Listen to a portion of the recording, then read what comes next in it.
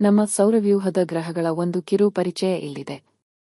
ಇವುಗಳು ಸೂರ್ಯನಿಗೆ ಹತ್ತಿರದಲ್ಲಿದ್ದು ಮುಖ್ಯವಾಗಿ ಶಿಲೆ ಅಥವಾ ಕಲ್ಲುಗಳಿಂದ ಮಾಡಲ್ಪಟ್ಟಿವೆ. ಬುಧ, ಇದು ಸೂರ್ಯನಿಗೆ ಅತ್ಯಂತ ಹತ್ತಿರವಿರುವ ಮತ್ತು ಸೌರವ್ಯೂಹದ ಅತಿ ಸಣ್ಣ ಗ್ರಹ. ಶುಕ್ರ, ಸೌರವ್ಯೂಹದ ಅತ್ಯಂತ ಬಿಸಿಯಾದ ಗ್ರಹ. ಇದನ್ನು ಬೆಳ್ಳಿ ಚುಕ್ಕೆ ಎಂದು ಕರೆಯುತ್ತಾರೆ. ಭೂಮಿ, ಜೀವ ಸಂಕುಲವಿರುವ ಏಕೈಕ ಗ್ರಹ.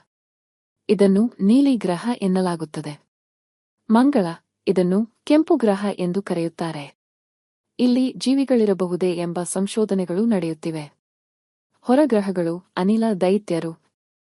ಇವುಗಳು ಗಾತ್ರದಲ್ಲಿ ಬಹಳ ದೊಡ್ಡದಾಗಿದ್ದು ಹೆಚ್ಚಾಗಿ ಅನಿಲ ಮತ್ತು ಮಂಜಿನಿಂದ ಕೂಡಿವೆ. ಗುರು, ಸೌರವ್ಯೂಹದ ಅತಿದೊಡ್ಡ ಗ್ರಹ. ಇದು ಅತಿ ಹೆಚ್ಚು ಉಪಗ್ರಹಗಳನ್ನು ಹೊಂದಿರುವ ಗ್ರಹಗಳಲ್ಲಿ ಒಂದು.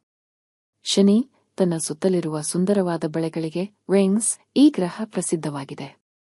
ಯುರೇನಸ್, ಇದೊಂದು ತಂಪಾದ ಅನಿಲ ಗ್ರಹವಾಗಿದ್ದು ತನ್ನ ಅಕ್ಷದ ಮೇಲೆ ತುಂಬಾ ವಾಲಿರುತ್ತದೆ. ನೆಪ್ಚೂನ್, ಸೂರ್ಯನಿಂದ ಅತ್ಯಂತ ದೂರವಿರುವ ಗಾಳಿಯ ವೇಗ ಹೆಚ್ಚಿರುವ ಗ್ರಹ.